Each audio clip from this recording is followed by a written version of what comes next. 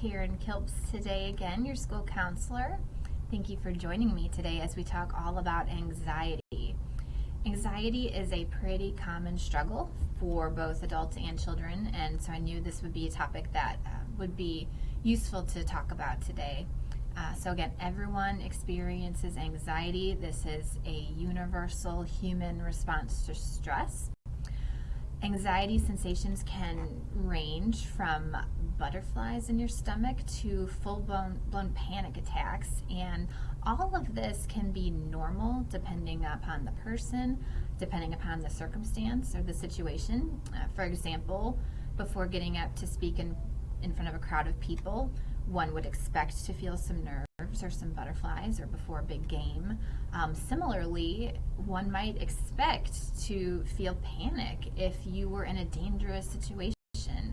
There was an intruder in your home. So anxiety in itself is not necessarily a bad thing, but the problem arises when frequent intense anxiety gets paired with everyday circumstances, such as doing homework, going to school, interacting with peers, taking a test, things like that. So before we get into what we can do to help our kids with their anxiety, I want us to understand a little bit more about what anxiety is.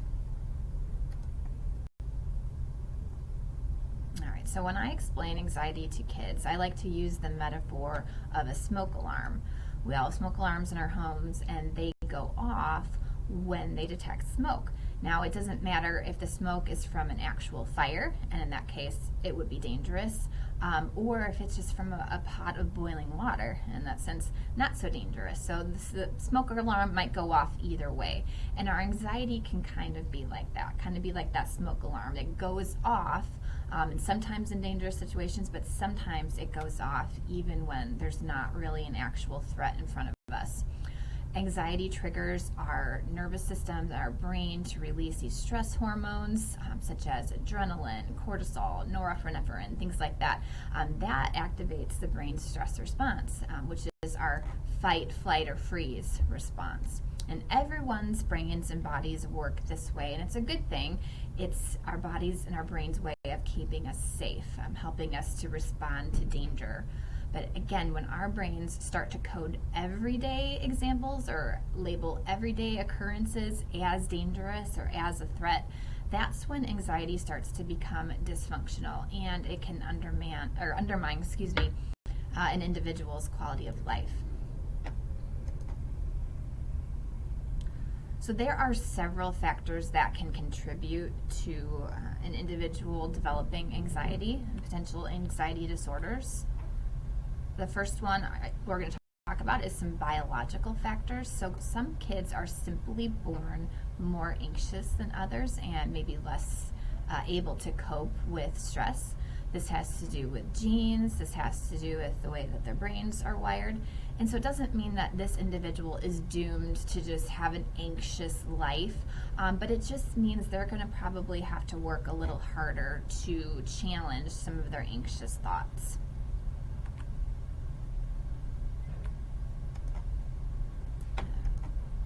Come on. There we go. Okay, the next one I want to talk about is psychological factors. Psychological factors have to do with a person's temperament and their ability to cope, so it's kind of linked to the biological a little bit. But we might see children with attention deficit, so ADHD or autism spectrum disorders, are more likely to experience anxiety. So there's often a correlation when there's other mental health struggles. And then finally, environmental factors. So children can sometimes pick up anxious behaviors from their environment, whether it's from their caregivers or people around them, if they're around people who tend to be more anxious. So sometimes we as parents are modeling this to our kids by the way that we are responding to our environment. So that's where it's important for us as parents and caregivers to do our own work when it comes to managing our own anxiety, because it's very hard for us to help our kids in areas that are still a big struggle for us.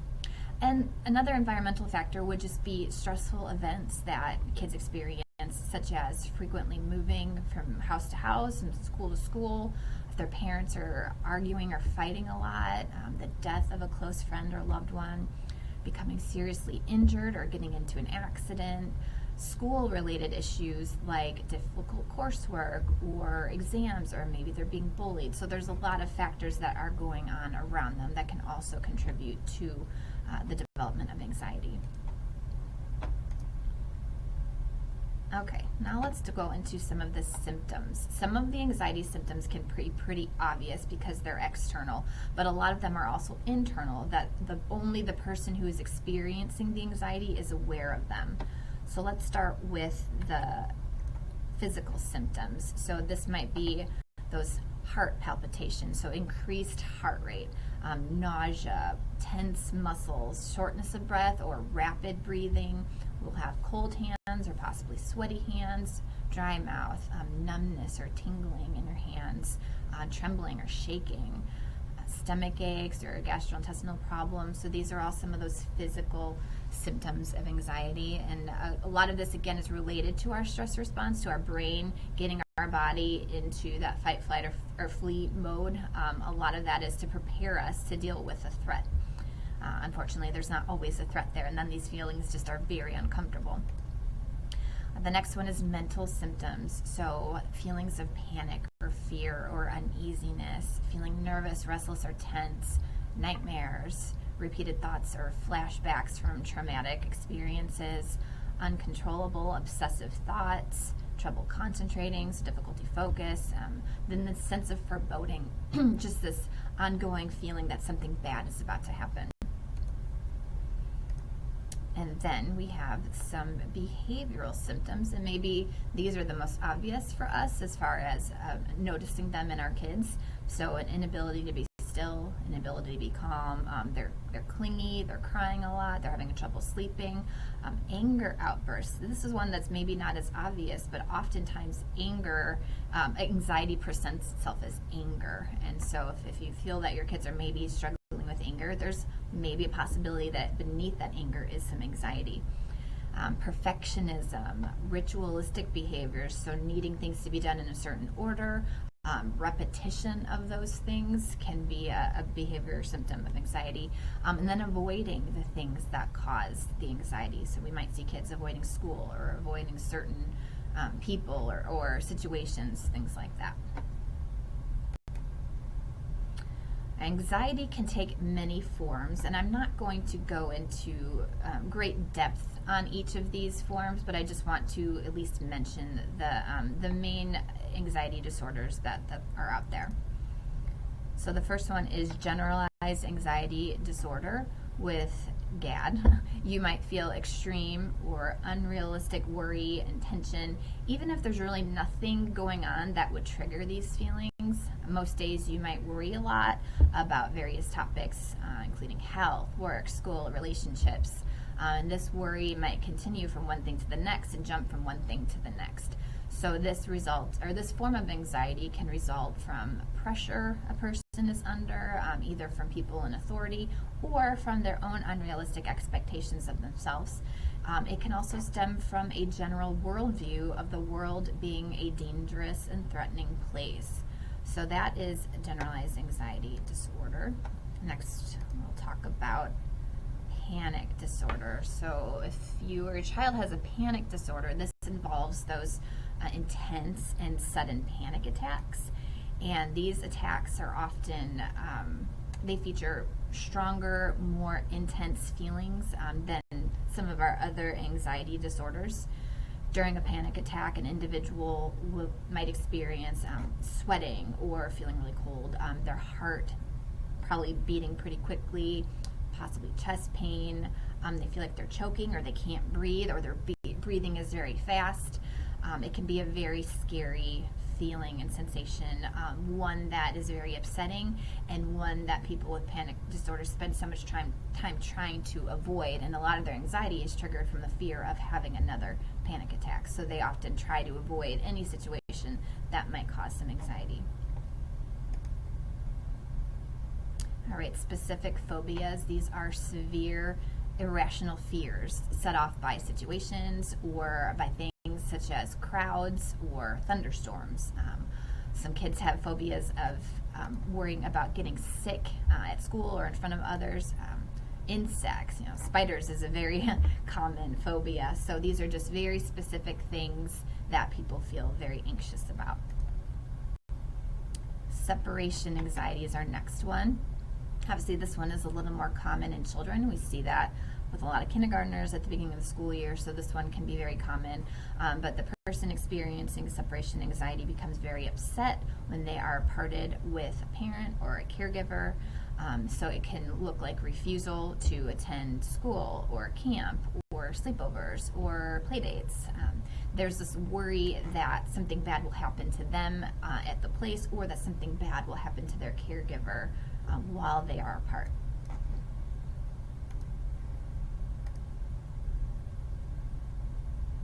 Come on. There we go.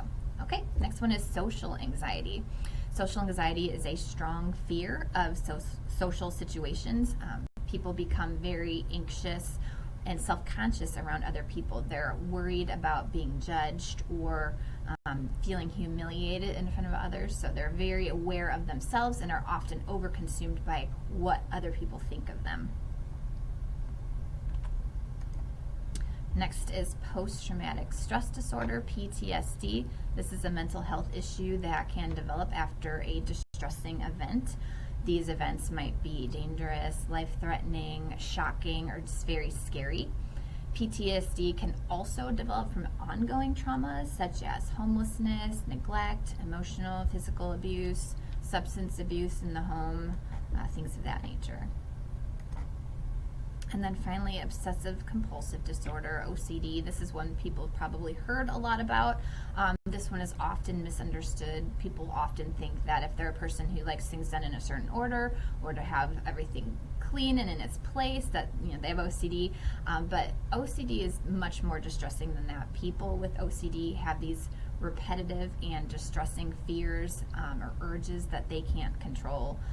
These obsessions can then increase their anxiety, and then people with OCD turn to those behaviors, those compulsions, those rituals or routines to help manage that anxiety. And they do this repeatedly, and they don't even want to perform these compulsive behaviors, but they feel that if they don't, their anxiety is going to increase or that something bad will happen. And so while those compulsions are only temporary, the obsessions then come back, and then it's just this vicious cycle that repeats itself. And so it can be very distressing. It can look like repetition, like I have to touch the door like 5 times before I leave, or constantly worrying, did I turn off the oven? Or but it's just, you're obsessing about that, and even if you know you did, you still have to go check. So but it's bigger than that, so it's just definitely a very anxiety producing condition. So all of these forms of anxiety we just talked about require a diagnosis from a doctor, a psychiatrist, a psychologist. An anxiety that meets the clinical criteria for an anxiety disorder is experienced by about 10 to 20% of the general population of children and adults. So anxiety disorders are very common. So if you or your child is dealing with anxiety, just know that you're not alone. There's a lot of people who are going through it. If you suspect that your child may have one of these disorders, your first step is to talk to your pediatrician about that. Treatment for anxiety disorders usually involves therapy, medication, and oftentimes, most effectively, a combination of the two.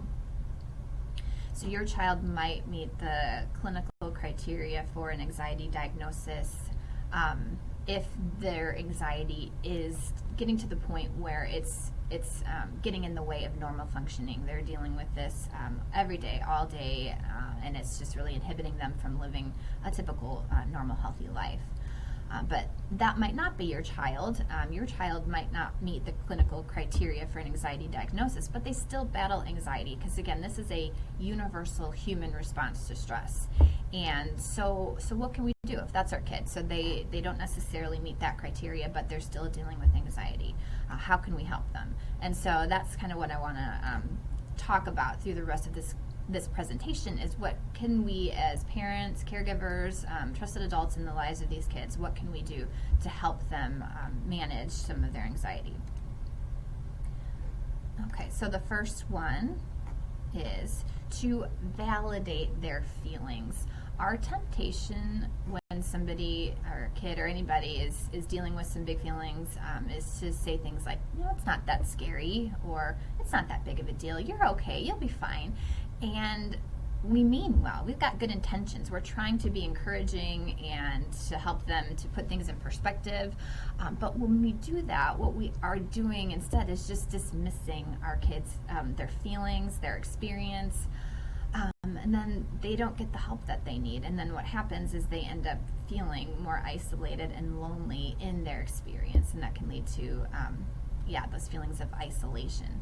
So validating feelings doesn't mean we are agreeing that our children should feel anxious about whatever it is they're feeling anxious about, but it is recognizing that they are. So we're just saying, I see you, I see what you're feeling, I believe you that you're feeling this. So I'm not saying I agree that this is an anxiety producing situation, but I agree that for you, you are feeling anxious. And so when we do this, it helps our kids to feel less lonely in these uncomfortable feelings. And then it feels less scary to them. And when they are less scared of these feelings or less lonely in these feelings, then they're better able to work through them, because now they feel like we're in this with them. Like if they're in the bottom of a pit, like we've gone down there with them. We're not just standing at the top being like, you're not down there, but we're willing to kind of go down there with them and help work through some of these feelings with them. All right, the next one is to externalize their anxiety. We can often over-identify with our emotions. So we might say things like, I'm anxious, I'm worried, I'm afraid. And statements like these can then internalize our emotions to the point where they become a part of who we are. And so I like to describe our emotions as visitors that come and go. They have a job, and their job is to give us information, whether it's information about ourselves or information about something that's happening around us. And so instead of saying things like, I am anxious, I like to shift it to, I'm feeling anxious, or I'm feeling worried, I'm feeling overwhelmed. Language can be a pretty powerful tool and a powerful thing to help shift the way that we see our anxiety or our different emotions. Another way to externalize our anxiety is to give it a name. Again, it's like a little visitor, and sometimes when I have kids in my office and they're feeling anxious, we will read a book called The Worry Monster by Allison Edwards. And then a lot of times we'll create our own worry monster, and we give it a name, and then we list all the things that that monster is saying to us. So not only does this give us some separation from the anxiety, but it allows us then to talk to it and to maybe dispute some of the things that anxiety is saying to us, because a lot of times maybe our worry monsters or anxiety monsters are telling us things that aren't true. And so when we can figure out what that voice is saying, then we're better able to challenge some of those statements. And another way to externalize our anxiety is to create a worry jar. So your child can either write down their worries or draw them if they're not able to write about them, but every time an anxious thought pops up, just kind of write it down and put it in the jar. And the process even of writing down our feelings it activates that frontal part of our brain, that frontal lobe, that helps us with feelings of calm and relaxation, and so that can reduce our stress response. So sometimes just the act of writing things down, and it just gives it that release. Sometimes we just ruminate and we rehash things over and over, and sometimes writing it down and putting it physically in a box or in a jar is a way of kind of separating ourselves from that worry or anxious thought. Okay, next thing we can do is preview situations. So some of those anxiety producing situations. So this can be helpful, again, if your child is struggling with separation anxiety or social anxiety, or just has a general reluctance to new environments, going to new places, meeting new people ahead of time. That can alleviate some of the anxiety that comes when we don't know what to expect. You can also do a mental walkthrough. So kind of picture in your mind, okay, we're going to get in the car, and then we're going to park, and then we're going to walk into the building, and you're going to see people, and they're going to be faces you don't recognize, and then we're going to hang up our backpack, and we walk through the process. But then we also talk about some emotions that we are likely to experience. So you might be feeling a little bit nervous, or you might feel kind of uncomfortable. This is going to be a new experience for you, and so you're just like letting them know what you can expect emotionally, but then also say, it might be a little bit exciting, so maybe try to bring in some of those comfortable emotions that they might enjoy, because we often have more than one feeling at a time, and so there might be part of them that's feeling nervous and scared, but then another part that's feeling excited, and so allowing them to explore the range of emotions that they are likely to experience, because then when they do happen, we already knew it. We were already prepared for it, so we already know how we can manage it, how we can deal with it, and how we can move through it. So kind of whether it's a physical preview or just a mental preview, kind of going through the motions of that experience ahead of time. Okay, next one is modeling confidence. This goes back to parents and caregivers being aware of our approach and response to our environments. That might be our words, that might be our tone of voice, our body language, things like that. So this is, again, where it's important for us as caregivers to do our own work. If we ourselves are battling anxiety, if we ourselves have this worldview where we see the world as a dangerous, threatening place, we are likely passing that on to our kids. And so we need to work on tempering our over-anxious reactions to the world around us when appropriate. Okay, narrating their world. So kind of writing the story. And this kind of goes along with modeling confidence a little bit. So particularly through childhood, kids are like sponges. They're just taking everything in. So we can help them with their narrative or the story that they're telling themselves about their world. Is their world a dangerous place where they always have to be on guard? Or is their world a safe place? Or, is it a mixture of the two? Because there's a healthy fear sometimes that's there to keep us safe, but we also don't want to overdo it and paint a picture of our world as this extremely dangerous place. So often anxious thoughts jump to worst case scenarios with our kids. So in our mind, they are jumping to the very worst thing that could happen. And so when our kids are doing that, we can even walk through and narrate that situation. So if your child is worried about you getting sick, we've been dealing with COVID, and some of our kids are feeling really anxious about that and about people they love getting sick. So just telling them, mommy won't get sick is not really helpful, because we can't guarantee that, right? Because sometimes our worst fears do happen. And so instead of guaranteeing something that you can't guarantee, and again, kind of dismissing their fear, we're going to write a story about that. So, mommy's going to try to do everything I can to stay healthy. And if I do get sick, I'm going to do the best I can to get better. But if I am, then, grandma's going to be here, and she's going to help take care of you and take care of me. And so we're going to be okay. So just kind of trying to write that story around some of the scenarios that they are kind of telling themselves, because a lot of times they'll fill in gaps in ways that make the situation seem worse than maybe it is. And so we have the power to kind of rewrite that, or to write a script for them that is maybe less anxiety producing. So again, by narrating that story for our kids, we are helping to write a more helpful script than what they are likely coming up with on their own in their heads. Okay, the next one is to allow distress, and this is hard. This is really hard for parents and caregivers. We don't like to see our kids in distress, and we often like to rescue them from it, from any stressful or difficult situation, especially if we have the power to do so. But by rescuing them too quickly, we take away their opportunity, to learn from that situation, to learn how to tolerate some of the discomfort that comes from some of these uncomfortable feelings. We take away their opportunity to work through that and to ultimately know that they're going to be okay. If we allow them to experience some distress, then they develop some coping tools for it. And then when the next difficult situation comes, they have that previous experience of getting through it to draw from, and that's going to strengthen them for the future. And this is going to also be really beneficial, because there's going to be times in their life where circumstances come up that we don't have the power to fix it. So if we're allowing them those opportunities to kind of work through some of these uncomfortable feelings and to not rescue them from them right away, then we are developing a strength of mind. So we're helping them become mentally strong. And of course, this doesn't mean we don't support them emotionally. It doesn't mean we don't offer empathy. I think empathy is such a great tool for connecting with our kids. And then while they're in these distressing situations, they know they're not alone. So we, of course, are going to still offer our emotional support and be there for them. It just means that we aren't racing to fix their problems for them. We're allowing them to kind of sit in some of the discomfort that comes from difficult or distressing situations.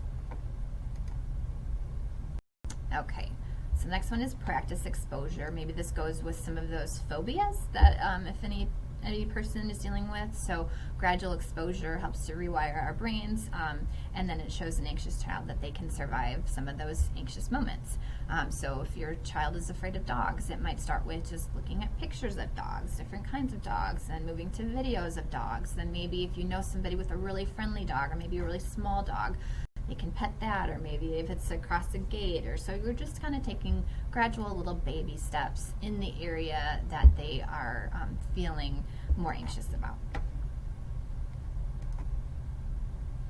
Okay, next one is examining our thoughts. A lot of our anxiety takes root in our thought life, and so many forms of anxiety are the result of irrational or catastrophic thinking.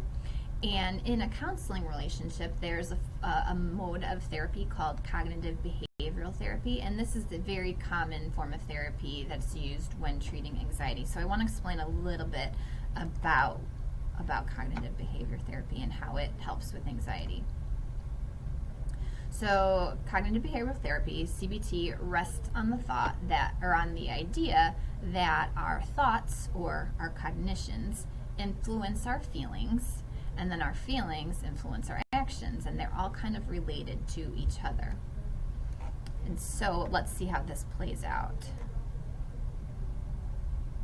All right, so we have person A and person B, and they both interact with the very same dog.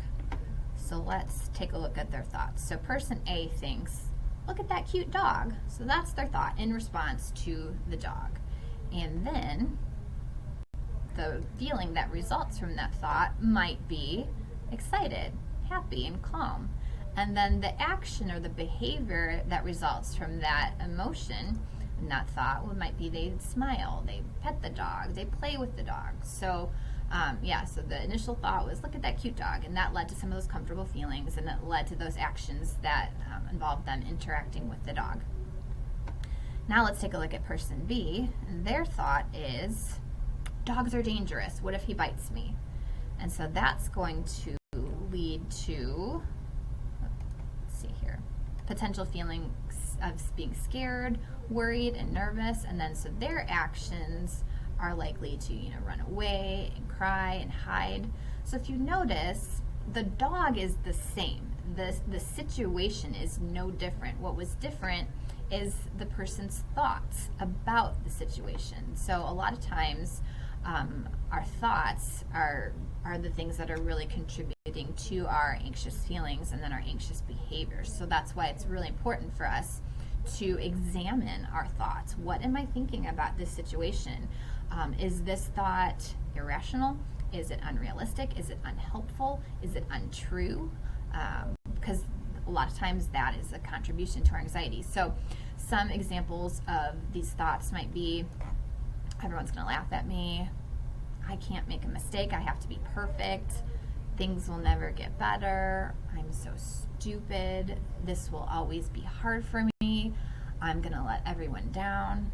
So if you can imagine thoughts like these, how they're going to end up making you feel, and then how they're going to impact your actions.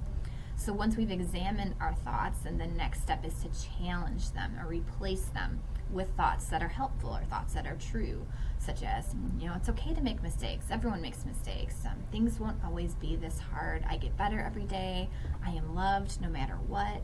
So coming up with those helpful new scripts, new messages, either for ourselves or for our kids. So first it involves just identifying those thoughts those anxious thoughts, those unrealistic, unhelpful, irrational thoughts, and then replacing them with something more helpful.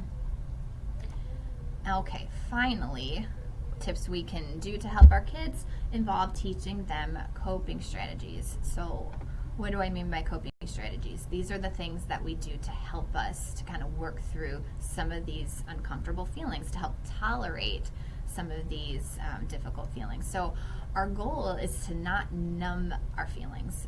It's not to ignore our feelings, to stuff them down. Our goal is to learn to tolerate the discomfort that comes through them. And that's what coping strategies do. They help us to get stronger in our tolerance for the discomfort.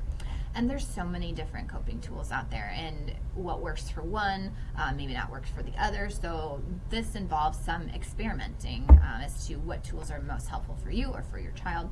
So I'll give you some examples.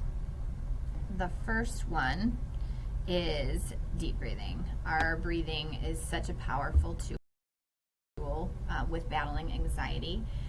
Because when we are anxious, our brains, again, it activates that stress response, and that leads to that fight, flight, or freeze behavior. And when that happens, a lot of times our heart rate speeds up, our breathing speeds up, our muscles get tight, and that feels really uncomfortable. We have adrenaline, coursing through our bodies, and it's because our brain has detected a threat or danger. It's responding to that. So our job then is to tell our brain that we're safe. And a safe brain is then going to produce a calm and relaxed body. So how do we tell our brain we're safe? Well, one way is through slowing down our breathing. When we slow down our breathing, when we take those deep breaths, it's almost like we're telling our brain, yep, there was a threat, there was a bear, but we got away. We're safe now. So slowing down our breathing tells our brain we're safe, and then our brain is then going to send the message to the rest of our body, it's time to relax.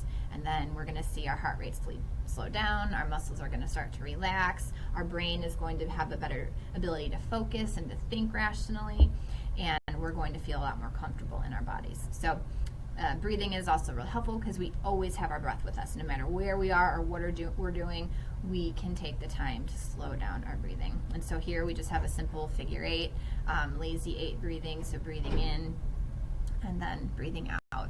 And notice how the breathing out, that side of the 8 is bigger. When we're taking our deep breaths, we want to really lengthen that exhale. That's where the real relaxation comes, is through that exhale. So really taking our time with that. Okay, the next coping tool is grounding. So we already talked about how our anxious thoughts can contribute to our anxiety, but sometimes we recognize we're having an anxious thought, but we don't know how to turn it off.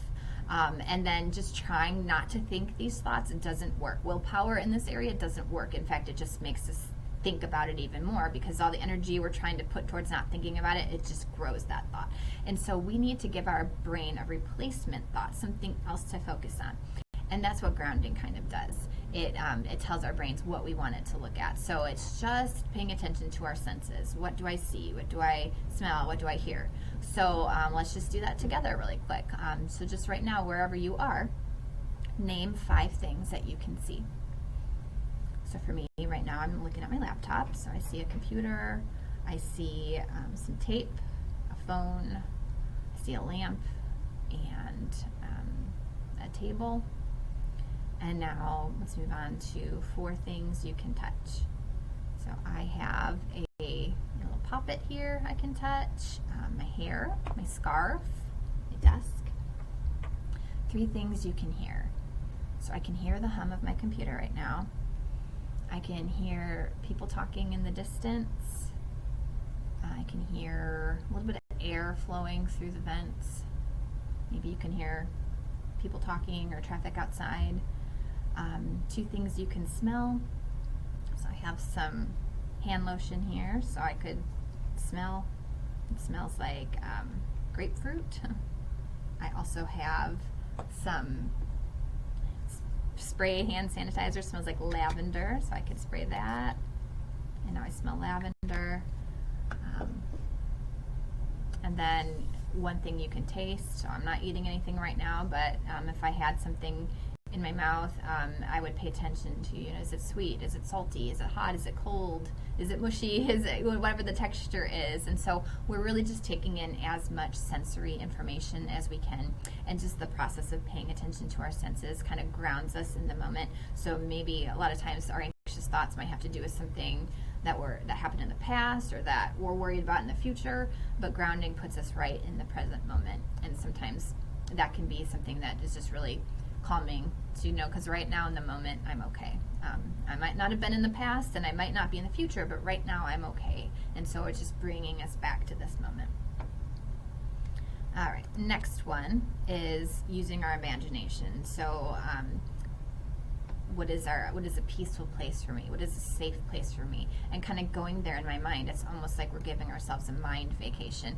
And then we're combining grounding with it. So I'm thinking of my place, and this could be a place I visited before, but it could be just a place I've seen pictures of, or it could be a place I've read about, or a made-up place that I came up with in my mind. But I think about that place, and I kind of go there in my mind, and then I think through, what am I seeing? What am I hearing? What am I feeling? Who's there with me? Is it somebody I love? Is it somebody who's no longer alive? Is it somebody from a book? Like, the beautiful thing about our imagination is it can go anywhere, and it can be with anybody.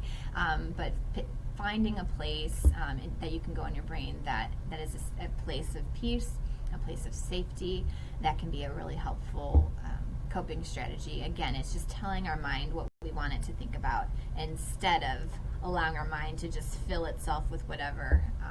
Sometimes, we can control our thoughts. It just takes practice. All right, let's go on to the next one. Helpful self-talk. Again, this goes back to some of those. A lot of our anxiety is in the way that we're thinking or in the way that we're talking to ourselves. So we can be so unkind to ourselves and our thoughts. We can be so hard and harsh toward ourselves and speak to ourselves in a way we would never dream about speaking to someone else. And then when we have those messages that we're feeding ourselves, that's going to impact the way that we feel. And so instead of saying things like, I'm so stupid, you just be like, oops, I made a mistake. No one likes me, well, I like me. And so we are paying attention to those messages we're telling ourselves, and then replacing them with kinder, gentler, more helpful messages. Physical activity is a great coping strategy. Moving our bodies, it can be as simple as running in place, jumping jacks, squats, push-ups, jumping rope, trampoline, put on some music and dance. Whatever it is, but moving our bodies releases endorphins, and that helps us to feel good. And we're going to talk a little bit more about endorphins and other brain chemicals in a little bit. But yeah, movement is a very helpful way to cope with anxiety. And sometimes, anxiety gives us a lot of energy because we've got that adrenaline flowing through us, we've got that cortisol, and so exercise is one way to just use it up. And then that can help us to feel better when we're done. So tightening and relaxing our muscles. When we get anxious and stressed, a lot of times we're carrying tension in our body. We're not necessarily aware of it, but then when we tighten our muscles intentionally and then we relax them, it kind of forces those muscles to relax. And so this might imagine like you're squeezing lemons in your hand, and you squeeze as hard as you can, and then finally you let go and even wiggle your fingers or shake them around. And then you can do this with other areas of your body, whether, tense your shoulders and then release them. Do the same with your toes, with your calf muscles, just kind of tightening and releasing your muscles. And then really just shaking it out and just feel kind of the release that comes from loosening your muscles up. Right? The next one is music. Music has a very powerful effect on our emotions. Depending on the song, it can energize us, it can calm us down, it can cause us to feel happy or sad or sentimental or relaxed. And so, or maybe you can even think of songs right now that have had an emotional impact on you. So apps like Spotify, or I think even YouTube, you can create your own playlist to kind of curate a certain mood or a certain vibe that you're wanting to create, or even just creating a list of your favorite songs. Sometimes when we hear songs that we like, it just kind of enhances our mood and kind of helps us deal with some of those uncomfortable feelings. So yeah, let's not underestimate the power of music. Or if your child plays an instrument, so creating music, being the one that makes it, is also very helpful for dealing with stress and anxiety. Writing in a journal or just writing in general can be really helpful. That's one of the ones that I do the most is writing in a journal. I feel like just the process of getting it out so that I'm not continuing to just ruminate on some of those thoughts. And again, when we put our emotions to words, it activates our frontal lobe in our brain. That helps us to better handle the stress and to calm our bodies down. So writing is a great release and a great stress reliever. And then artwork, this can be drawing, coloring, painting, sculpting, really anything that involves creativity. It's fun to make something new. It gives us something else to focus on, and it can be a very calming exercise. And sometimes with art, you're able to express yourself emotionally in a way that you don't have the words for. And so art allows you to kind of get some of that emotion out, but just in a different way. And then reading. Reading is another great stress relieving tool. Their studies show that reading can reduce your heart rate, reduce your blood pressure. It also activates our imagination and provides a healthy escape. So it gives our brain something else to focus on. So a lot of these tools kind of just help to shift our brains from thinking about some of those anxiety-producing thoughts to thinking about something else that's a little bit more calming. Okay, so as review, things that we can do, tips as caregivers to help our kids manage their anxiety is to validate their feelings, just believe them, having that empathy. Yep, I see that you're anxious and I'm here for you. Externalize that anxiety, so we don't want them to over-identify that I am anxious, but I'm feeling anxious and this is what my anxiety is telling me, and I'm going to get some of this anxiety out by writing it down or doing various things like that. Previewing situations, whether physically showing up there, going there mentally, preparing ourselves emotionally for what we might feel, and then as parents, modeling that confidence, modeling through our words and our actions that our world isn't always this dangerous, scary place. And so there's obviously that balance there because we want our kids to be aware of dangerous situations, but we don't want to overdo it either to the point where we're contributing to their anxiety. Narrate their world, so kind of create a story that's not quite as catastrophic as maybe where they're going in their brains, so kind of rewriting that script a little bit for them. Allowing distress, so that we're not so quick to rescue them from those uncomfortable feelings. Practicing exposure, so that's that gradual exposure to things that might have intense fear over. Examining our thoughts. How are my thoughts impacting my experience of anxiety right now? Is there anything I'm believing that's not helpful, that's not true, that's irrational? And then trying out different coping strategies, figuring out for me what are the things that help me the most when I'm feeling stressed. Okay, and now I want to kind of just end with talking a little bit about our brains and those chemicals, those hormones that are helpful just with our own sense of happiness and well-being. So our brain has 4 main happy hormones, we like to call them, that can help. And by focusing on increasing some of these, it will naturally help with some of the anxiety that we sometimes experience. So when we are dealing with mental health concerns such as anxiety, it might be because an overabundance of certain stress chemicals in our brains, such as the adrenaline, cortisol, norepinephrine, things like that. And it could be then an underabundance of these happy hormones that are dopamine, oxytocin, serotonin, and endorphins. So we are going to talk about some things we can naturally do to increase some of these happy hormones in our brains. And just a quick side note, these practices I'm about to mention do not replace medication. So if your child requires medication or you do, these are not in place of that, but these are things all of us can do to kind of help with our overall sense of happiness and well-being. So the first one is the dopamine. This is our reward chemical. So the brain releases dopamine when we do things that feel good, that are pleasurable, like when you complete a task, when you do self-care activities, when you eat food you enjoy, when you celebrate small wins. So dopamine is something that also helps with our motivation. So if you are struggling with motivation, maybe doing those things that help increase that dopamine, like the things that we just mentioned here. The next one is oxytocin. This is the love chemical, also known as the cuddle hormone. So this, if you've ever, when you fed your baby, when a child falls asleep in your arms, your brain released oxytocin in that moment that helped to kind of build that bond that you have, those feelings of love for your child. Your brain will release oxytocin when you receive a hug from someone you care about. If you're playing with a pet, there's a whole area of pet therapy, and there's a reason for it, because being with our pets is something that does release this oxytocin, and it helps us to feel good. Holding hands with somebody, giving or receiving a compliment, these are all things that help to produce oxytocin. And incidentally, research also shows that oxytocin is released when you give yourself a hug. So if maybe you're not around, maybe you're alone right now, or you're in a situation where you don't have anybody around, there's nobody to hug, giving yourself a hug will also produce that. And I just feel like what a great way to show yourself some kindness and some care and some compassion by giving yourself a hug. So that's something that you can do that might help with your oxytocin. All right, next is serotonin. This is our mood stabilizer.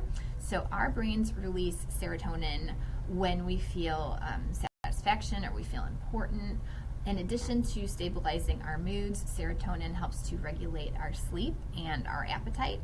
And consequently, many antidepressants, those forms of medication, are SSRIs, which are selective serotonin reuptake inhibitors. And so the focus of these medications is to boost our level of serotonin. But ways that we can naturally increase serotonin levels are through exposure to the light or to sunlight, connecting with nature. And if you notice, a lot of people, their mental health starts to struggle or starts to become more of a battle in the colder months, January, February. And it makes sense in light of what we're seeing here, exposure to sunlight. Well, these months are darker. Nature, we're not getting outside as much because it's cold. So our serotonin levels are maybe dipping down a little bit during this time of year. And so, even if it's cold, maybe getting outside, even on a winter day, if it's sunny outside, even if it's cold, maybe just getting out there can help boost some of your serotonin, which will help then to stabilize your mood. So getting outside is good for you, even if it's a little cold. Just bundle up.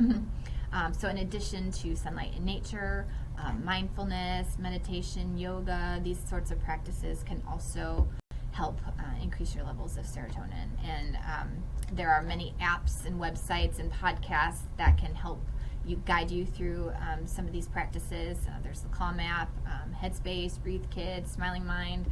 Again, podcasts, YouTube videos. So if you're not sure how to do some of these practices, there's a lot of free information out there.